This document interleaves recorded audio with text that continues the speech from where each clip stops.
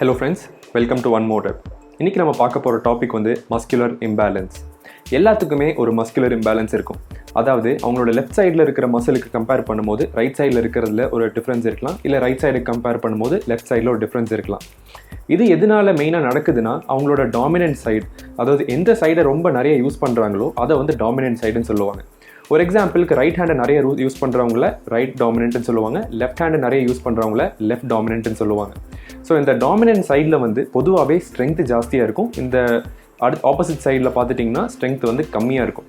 So இதனால அவங்களுக்கு வந்து ஒரு இம்பேலன்ஸ் வரலாம். இது வந்து ரொம்ப மைனராக இருக்கும். பட் ஜிம்முக்கு போய் ஒர்க் அவுட் பண்ணும்போது நிறைய பேர்த்துக்கு வந்து மஸ்குலர் இம்பேலன்ஸ் வரும். அது ரொம்ப ஆப்வியஸாக பார்த்தோன்னே ஒரு இம்பேலன்ஸ் தெரிகிற மாதிரி ஆகும். ஸோ இந்த மாதிரி இம்பேலன்ஸை நம்மளால் ஃபிக்ஸ் பண்ண முடியுமா? ஸோ இந்த இம்பேலன்ஸ் எதனால வருது? ஸோ ஒரு ரீசன் வந்து நம்மளோட ஃபிசியோலாஜிக்கல் கண்டிஷன்ஸ், நம்ம பாடி எப்படி இருக்குதுங்கிறத பொறுத்து அந்த இம்பேலன்ஸ் வரும். ரெண்டாவது ரீசன் வந்து இம்ப்ராப்பர் லிஃப்டிங் டெக்னிக். ஸோ நம்மளோட டெக்னிக் தப்பாக இருக்குது, இல்லை நம்மளோட டாமினன்ட் சைடை நிறைய யூஸ் பண்ணி அந்த வெயிட்டை புஷ் பண்ணுறோம், இல்லாட்டி வேறு ஏதாவது தப்பாக பண்ணுறோன்னா நம்மளுக்கு வந்து அங்கே ஒரு மஸ்குலர் இம்பேலன்ஸ் வரும். இதில் சில ஃபேக்டர்ஸை நம்மளால் கண்ட்ரோல் பண்ண முடியும், சில ஃபேக்டர்ஸை நம்மளால் கண்ட்ரோல் பண்ண முடியாது. ஸோ ஃபர்ஸ்ட் வந்து நம்மளால் என்ன ஃபேக்டர்ஸை கண்ட்ரோல் பண்ண முடியாதுன்னு உங்ககிட்ட சொல்கிறேன். கண்ட்ரோல் பண்ண முடியாத ஃபர்ஸ்ட் ஃபேக்டர் வந்து மசில் ஃபைபர் டிஸ்ட்ரிபியூஷன். ஸோ உங்கள் எல்லாத்துக்கும் தெரியும்னு நினைக்கிறேன், ஒரு மசில் ஃபைபரை பார்க்கறக்கு ஒரு காப்பர் வயர் மாதிரி இருக்கும். ஸோ நிறைய காப்பர் வயர் சேர்ந்து ஒரு திக்கான வயர் ஃபார்ம் ஆகிற மாதிரி தான் நம்மளோட மசில் ஸ்ட்ரக்சரும் இருக்கும். ஸோ இந்த கையில் வந்து எனக்கு நிறைய மசில் ஃபைபர்ஸ் இருந்துச்சுன்னா இந்த கை வந்து எனக்கு கொஞ்சம் பெருசாக வளரும். ஆனால் இந்த கையில் கம்பேர் பண்ணும்போது எனக்கு கொஞ்சம் கம்மியான மசில் ஃபைபர்ஸ் இருந்துச்சுன்னா இந்த கையை விட எனக்கு இந்த கையோட மசில் க்ரோத் வந்து கம்மியாக தான் இருக்கும். இந்த ஃபேக்டரை நம்மளால் கண்ட்ரோல் பண்ண முடியாது. நம்மளால் கண்ட்ரோல் பண்ண முடியாத இன்னொரு ஃபேக்டர் வந்து மசில் இன்சர்ஷன்ஸ். ஸோ ஒரு எக்ஸாம்பிளுக்கு இங்கே பைசப்ஸ் இருக்குது, இங்கே வந்து ஃபோர் ஆர்ம்ஸ் இருக்குது. ஸோ இந்த பைசப்ஸையும் இந்த ஃபோர் ஆர்மையும் லிங்க் பண்ணுறதுக்கு நம்மளுக்கு நடுவில் ஒரு டெண்டன் இருக்கும். டெண்டன் வந்து ரெண்டு மசிலையும் ஒரு ஜாயிண்ட்டுக்கு நடுவில் லிங்க் பண்ணுறதுக்கு நம்மளுக்கு டெண்டன்ஸ் இருக்கும். ஸோ இந்த டெண்டனோட லெங்த் பொறுத்து தான் நம்மளுக்கு இந்த பைசப்போட பீக் கிடைக்கும். ஸோ இந்த டெண்டன் லெங்த் கம்மியாக இருந்துச்சுன்னா பைசப் பீக் பெருசாக இருக்கும். அதுவே டெண்டன் லெங்த் வந்து ஜாஸ்தியாக இது வரைக்கும் இருந்துச்சுன்னா நம்மளுக்கு அந்த பைசப்போட பீக் வந்து கம்மியாக இருக்கும், பைசப் பார்க்கறதுக்கு லாங்காக இருக்கும். ஸோ இந்த ஃபேக்டரை நம்மளால் கண்ட்ரோல் பண்ண முடியாது. ஸோ ஒரு கைக்கு கம்பேர் பண்ணும்போது இன்னொரு கைக்கு நம்மளோட அந்த டெண்டன் லெங்த் டிஃப்ரென்ஸ் இருந்துச்சுன்னா நம்மளுக்கு அங்கேயும் ஒரு மஸ்குலர் இம்பேலன்ஸ் வரும். ஸோ நம்மளோட இம்பேலன்ஸ் வந்து ஒரு ஃபிசியோலாஜிக்கல் ரீசனாக இல்லாமல் இருந்துச்சுன்னா நம்ம ஃபர்ஸ்ட் பண்ண வேண்டிய விஷயம் வந்து ஒரு ப்ராப்பராக மைண்ட் மசில் கனெக்ஷனை பில்ட் பண்ணணும். இதை வந்து நியூரோ மஸ்குலர் கனெக்ஷன் சொல்லுவாங்க. ஸோ நம்ம எந்த ஒரு டைப் ஆஃப் மூவ்மெண்ட், அதாவது இப்படி நான் கையை தூக்குறேன், இல்லாட்டி கையை இப்படி ஸ்ப்ரெட் பண்ணுறேன், என்ன மாதிரி ஒரு மூவ்மெண்ட் நான் பண்ணினாலும் என்னோட பிரெயின் வந்து அந்த மசிலுக்கு சிக்னல் அனுப்பும், இப்படி மோஷனில் நீ மூவ் ஆகணும் அப்படின்னு சொல்லி. ஸோ நம்ம ஒரு எக்ஸசைஸ் பண்ணும்போது நம்ம தப்பாகவே ஒரு 10-20 நாளைக்கு நம்ம பண்ணிட்டு இருந்தோம்னா நம்ம பிரெயின் வந்து அந்த மசிலுக்கு இந்த மாதிரி டைரக்ஷனில் போகணுன்ட்டு தப்பான சிக்னல்ஸ் தான் எப்போவுமே அனுப்பிட்டு இருக்கும். ஸோ இந்த மாதிரி 6 நாள் என்ன ஆகும்னா நம்ம ஒரு பர்டிகுலர் எக்ஸசைஸ் பண்ணும்போது அந்த மசில் நம்மளுக்கு ஃபீல் ஆகாது. ஒரு எக்ஸாம்பிளுக்கு நான் பைசப்ஸ் ஒர்க் அவுட் பண்ணும்போது என்னோட ரைட் பைசப்ஸ் வந்து எனக்கு ஃபீல் ஆக மாட்டேங்குது, லெஃப்ட் பைசப்ஸ் ஃபீல் ஆகுது, அதனால என்னோட ரைட் பைசப்ஸ் வந்து சின்னதாக இருக்குது. ஸோ இந்த மாதிரி இருந்துச்சுன்னா நம்ம என்ன பண்ணலான்னா அந்த வீக்கர் சைடை வந்து அந்த எக்ஸசைஸ் ஆரம்பிக்கிறதுக்கு முன்னாடி ஃப்ளெக்ஸ் பண்ணணும். ஸோ நான் பைசப்ஸ் பண்ண போகிறதுக்கு முன்னாடி நான் ஒரு 10 செகண்ட்ஸ் இப்படியே நான் பைசப்ஸை ஹோல்ட் பண்ணுறேன், அப்புறம் ஒரு 1 செகண்ட் கேப் விட்டு திரும்ப இதை ரிப்பீட் பண்ணுறேன். ஸோ இது ஒரு 2 to 3 டைம்ஸ் நான் பண்ணதுக்கப்புறம் என்னோட பார்பெல் கர்லோ இல்லை டம்பல் கர்லோ நான் பண்ண ஆரம்பித்தேன்னா எனக்கு 2 சைடுமே வந்து ஈக்குவலாக நம்மளுக்கு மசில் ஃபீல் ஆகும். ஸோ இந்த மாதிரி பண்ணுறனால நம்மளோட அந்த ரேஞ்ச் ஆஃப் மோஷனில் ஏதோ மிஸ்டேக்ஸ் இருந்துச்சுன்னா நம்ம கரெக்ட் பண்ணிக்கலாம். அடுத்த மெத்தட் வந்து மசில் ப்ரீஆக்டிவேஷன். நம்ம எந்த ஒரு ஒர்க் அவுட் பண்ணுறதுக்கு முன்னாடியும் வார்ம் அப் பண்ணி அந்த மெயின் ஒர்க் அவுட்டை ஆரம்பிக்கிறதுக்கு முன்னாடி அந்த பர்டிகுலர் மசில் குரூப், ஒரு எக்ஸாம்பிளுக்கு நான் பேக் ஒர்க் அவுட் பண்ணுறேன்னா, ஸோ என்னோட லெஃப்ட் லேட் மசில் வந்து வீக்காக இருக்குது, என்னோட ரைட் வந்து பெருசாக இருக்குதுன்னா என்னோட லெஃப்ட் லேட் மசிலுக்கு மட்டும் நான் கேபிள் மெஷினில் லெஃப்ட் நல்லா ஃபோக்கஸ் பண்ணி மெதுவாக புல் டவுன் எக்ஸசைஸ் வந்து ஒரு 2-3 செட் லைட் வெயிட்ஸ் போட்டு பண்ணும்போது என்ன ஆகும்னா அந்த சைடு மட்டும் நல்ல மசில் பம்ப் ஆயிரும். ஸோ இதுக்கப்புறம் நம்ம வந்து மெயினான ஒர்க் அவுட் ஆரம்பிக்கும் போது நம்மளோட 2 சைடு பேக்குமே நம்மளால் ஈக்குவலாக ஃபீல் பண்ணுறதுக்கு இது ஹெல்ப் பண்ணும். அடுத்தது வந்து வெறும் பைலேட்ரல் மூவ்மெண்ட்ஸ் மட்டும் பண்ணாதீங்க.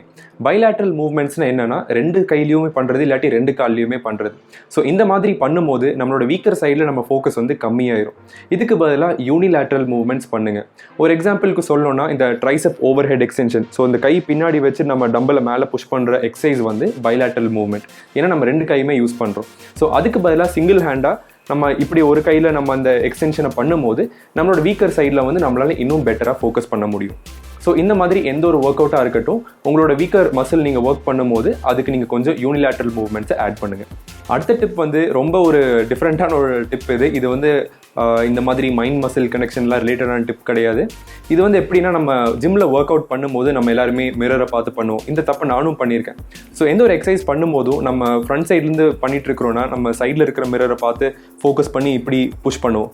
ஸோ இந்த மாதிரி பண்ணும்போது என்ன ஆகும்னா, நம்மளோட ஃபுல் ஃபோக்கஸும் இந்த சைடுக்கு போயிடும், இந்த சைடு பற்றி நம்ம மறந்துடுவோம். ஸோ நம்ம அந்த எக்ஸசைஸ் பண்ணி புஷ் பண்ணும்போது நம்மளோட ரைட் சைட்லேயோ இல்லை லெஃப்ட் சைட்லேயோ வந்து ஃபுல் கான்சென்ட்ரேஷன் இருக்கும்போது நம்மளை அறியாமல் அந்த ஆப்போசிட் சைடில் வந்து டென்ஷன் கம்மியாயிரும், மைண்ட் மசில் கனெக்ஷன் அங்கே பிரேக் ஆயிரும். ஸோ எப்போவுமே நீங்கள் மிரரை பார்க்கும்போது ஒன்று ஃப்ரண்ட்டில் இருக்க மிரரை பாருங்கள், இல்லாட்டி நீங்கள் வந்து கண்ணை மூடிட்டு உங்களோட மைண்ட் மசில் கனெக்ஷனை ஃபோக்கஸ் பண்ணி அந்த மசிலை ஃபீல் பண்ணி அந்த ரெப்பை கம்ப்ளீட் பண்ண பாருங்கள். இந்த இம்பேலன்ஸை ஃபிக்ஸ் பண்ணுறதுக்கு இன்னொரு மெத்தட் வந்து நம்மளோட வீக்கர் சைடில் வால்யூமை இன்க்ரீஸ் பண்ணுறது. வால்யூம்ங்கிறது என்ன? Number of sets multiplied by number of reps. So ஒரு எக்ஸசைஸுக்கு நான் 10 செட்ஸ் 10 ரெப்ஸ் நான் பண்ணுறேன்னா 10 × 10 100. ஸோ நான் இப்போ ஒரு பைசப் எக்ஸசைஸ் பண்ணுறேன்னா என்னோட லெஃப்ட் பைசப் ஸ்ட்ராங்காக இருக்குது, என்னோட ரைட் பைசப் வீக்காக இருக்குன்னா நான் என்னோட ஒர்க் அவுட் எல்லாம் முடிஞ்சதுக்கப்புறம் என்னோட ரைட் பைசப்புக்கு மட்டும் நான் வால்யூமை இன்க்ரீஸ் பண்ணணும். ஸோ நான் அதை எப்படி இன்க்ரீஸ் பண்ணலாம்? நான் வந்து எக்ஸ்ட்ரா ஒரு 1-2 செட் வந்து நான் ரைட் சைடுக்கு மட்டும் நான் பண்ணேன்னா இங்கே என்னோட வால்யூம் வந்து ஒரு 120 130 ஆயிரும். ஸோ இந்த மாதிரி பண்ணும்போது என்ன ஆகும்னா, என்னோட ரைட் மசில் நிறைய ஒர்க் ஆகுறதுனால கொஞ்ச நாள் ஆகும்போது என்னோட லெஃப்ட் மசிலுக்கு ஈக்குவலாக வந்துடும் அப்படின்னு. இந்த வால்யூம் இன்க்ரீஸ் பண்ணும்போது நம்ம பண்ணுற இந்த 2-3 எக்ஸ்ட்ரா செட்டு வந்து நம்ம அந்த ஒர்க் அவுட் முடிச்சதுக்கப்புறம் கடைசியில் தான் பண்ணணும். ஒரு எக்ஸாம்பிளுக்கு என்னோட ரைட் பைசப் வீக்காக இருக்குதுன்னா என்னோட பைசப் ஒர்க் அவுட் ஃபுல்லாக முடிச்சதுக்கப்புறம் என்னோட ரைட் பைசப்பில் நான் அந்த எக்ஸ்ட்ரா 2-3 செட் நான் பண்ணணும். ஸோ ப்ரீ ஆக்டிவேஷனில் வந்து நம்ம முன்னாடியே பண்ணுறோம், ஏன்னா அது ரொம்ப லைட் வெயிட்டாக பண்ணுறதுனால நம்ம அந்த மசிலை ஆக்டிவேட் மட்டும் பண்ணுறதுக்காக நம்ம அதை முன்னாடியே பண்ணிடுறோம். ஆனால் இங்கே வந்து நம்ம வால்யூம் இன்க்ரீஸ் பண்ணுறதுக்கு நம்ம ஹெவியாக போகிறனால நம்ம இதை கடைசியில் பண்ணுறோம்.